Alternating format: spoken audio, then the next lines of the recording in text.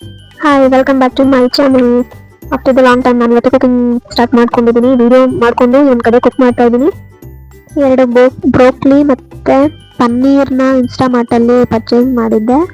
So ಎರಡು ನೀಟಾಗಿ ಎಲ್ಲ ಬಿಡಿಸ್ಕೊಂಡು ಮತ್ತು ಕಟ್ ಮಾಡಿಕೊಂಡು ಅದನ್ನು ನಾನು ನೀರಲ್ಲಿ ಹಾಕ್ಕೊತಾ ಇದ್ದೀನಿ. ಆಮೇಲೆ ಅದನ್ನು ನೀಟಾಗಿ ನೀರು ಹಾಕಿ ಉಪ್ಪು ಹಾಕಿ ಬೇಕಾದ್ರೆ ಅರಿಶಿನೂ ಹಾಕೋಬೋದು. ನಾನಿಲ್ಲಿ ಹಾಕಿಲ್ಲ. ಅರಿಶಿನ ಹಾಕ್ಕೊಂಡು ಕುದಿಸ್ಕೊಂಡ್ರೆ ಅಲ್ಲಿ ಸಣ್ಣ ಸಣ್ಣ ಹುಳ ಇರುತ್ತೆ. ಸೊ ಬೇಯಿಸ್ಕೊತಾ ಇದ್ದೀನಿ. ಏನು ಗೊತ್ತಾ ಗೈಸ್, ನನಗೆ ಬ್ರೋಕ್ಲಿ ಮೇಲ್ಗಡೆ ಇರೋದು ಮಾತ್ರ ನಾನು ಯೂಸ್ ಮಾಡ್ತಿದ್ದೆ, ಕೆಳಗಡೆ ಇರೋದು ಬಿಸಾಕ್ಬಿಟ್ಟಿದ್ದೆ. ನಮ್ಮ ಮನೆ ಒಂದು ಆಂಟಿ ಬರ್ತಾರೆ, ಸೊ ಅದನ್ನು ವೇಸ್ಟ್ ಮಾಡಬಾರ್ದು, ಅದನ್ನು ಕಟ್ ಮಾಡಿ ಬೇಯಿಸ್ಕೊಂಡು ತಿಂದರೆ ತುಂಬ ಒಳ್ಳೇದು ಅಂತ ಹೇಳಿದ್ಮೇಲೆ ನನಗೆ ಗೊತ್ತಾಗಿದ್ದು.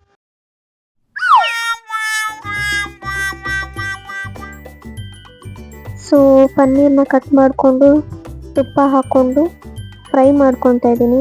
ಗೋಲ್ಡನ್ ಅಥವಾ ಬ್ರೌನ್ ಆಗೋವರೆಗೂ ನಾನು ಫ್ರೈ ಮಾಡ್ಕೊತಾ ಇದ್ದೀನಿ.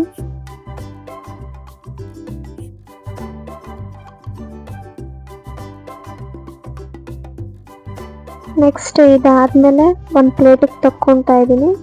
ತಗೊಂಡಿದ್ದಾದಮೇಲೆ ಒಂದು ಕಡೆ ಬೆಳ್ಳುಳ್ಳಿ ಮತ್ತು ಮೆಣಸಿನ್ಕಾಯಿನ ಹುರ್ಕೊಂಡು ಮಿಕ್ಸಿಗೆ ಹಾಕ್ಕೊಳ್ತಾ ಇದ್ದೀನಿ.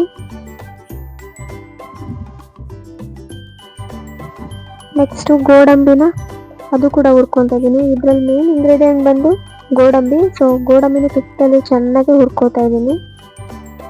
ಆಮೇಲೆ ಅದನ್ನು ಜಾರ್ಗೆ ಟ್ರಾನ್ಸ್ಫರ್ ಮಾಡಿಕೊಂಡೆ. ಆಮೇಲೆ ಕಡಲೆಪಪ್ಪನ್ನ ಹುರ್ಕೋಬೇಕು.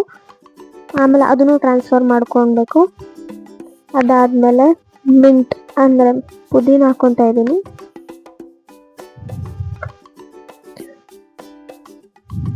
ಆಮೇಲೆ ಕೊತ್ತಂಬರಿ ಸೊಪ್ಪು ಹಾಕ್ಕೊಂಡು ಹುರ್ಕೊತಾ ಇದ್ದೀನಿ. ಅದಾದಮೇಲೆ ಗರಂ ಮಸಾಲ ಆ್ಯಡ್ ಮಾಡ್ಕೊತಾ ಇದ್ದೀನಿ.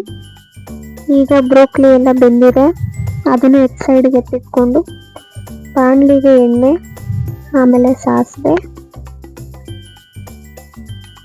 ಮತ್ತು ಈರುಳ್ಳಿ ಕರಿಬೇವನ್ನ ಹಾಕ್ತಾ ಇದ್ದೀನಿ. ಅದನ್ನು ಫ್ರೈ ಮಾಡ್ಕೋಬೇಕು.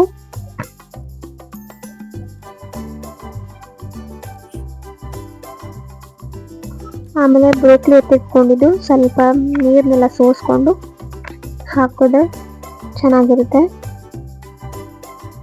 ಅದನ್ನು ಒಗ್ಗರಣೆಗೆ ಮಿಕ್ಸ್ ಮಾಡಿಕೊಂಡು ಪನ್ನೀರ್ ಹಾಕ್ತಾ ಇದ್ದೀನಿ. ಇವಾಗ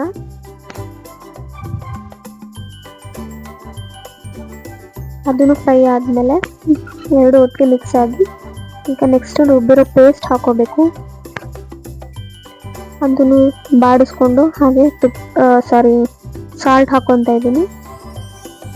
ಸ್ವಲ್ಪ ಗರಂ ಮಸಾಲ ಆ್ಯಡ್ ಮಾಡ್ಕೋಬೋದು ನಿಮ್ಗೆ ಬೇಕಾದರೆ. ಚೆನ್ನಾಗಿ ಬಾಡಿಸ್ಕೋಬೇಕು. ನಂಗಿಲ್ಲಿ ಕೈ ಆಡೋಕ್ಕಾಗ್ತಾಯಿಲ್ಲ ಅಂದ್ಬಿಟ್ಟು ದೊಡ್ಡ ಬಾಣಲಿಗೆ ಹಾಕ್ಕೊತಾ ಇದ್ದೀನಿ, ಟ್ರಾನ್ಸ್ಫರ್ ಮಾಡ್ಕೊಂಡಿದ್ದೀನಿ. ಕೊನೆಗೆ ನಿಂಬೆಹಣ್ಣು ಹಾಕ್ಕೋಬೇಕು. ಬೇಕಾದರೆ ಮೊಸರು ಹಾಕ್ಕೋಬೋದು, ಇಲ್ಲಾಂದರೆ ನಿಂಬೆಹಣ್ಣು ಕೂಡ ಹಾಕ್ಕೋಬೋದು. ಆಮೇಲೆ ಕಸ್ತೂರಿ ಮೇಥಿನ ಹಾಕ್ಕೊಂಡು ಅದಾದಮೇಲೆ ನಾವು ಕೊತ್ತಂಬರಿ ಸೊಪ್ಪು ಕೂಡ ಹಾಕ್ಕೋಬೋದು. ಈ ಗೋಡಂಬಿ ಯಾಕೆ ಮೇನ್ ಇಂಗ್ರೀಡಿಯೆಂಟ್ಸ್ ಅಂದರೆ ಒಳ್ಳೆ ಟೆಕ್ಸ್ಚರ್ನ ಕೊಡುತ್ತೆ. ಲಾಸ್ಟಿಗೆ ಕೊನೆಗೆ ಬಟರ್ ಹಾಕಬೇಕು. ಬಟರ್ ಹಾಕಿದ್ರೆ ಇನ್ನೂ ಒಳ್ಳೆ ಟೇಸ್ಟ್ ಕೊಡುತ್ತೆ.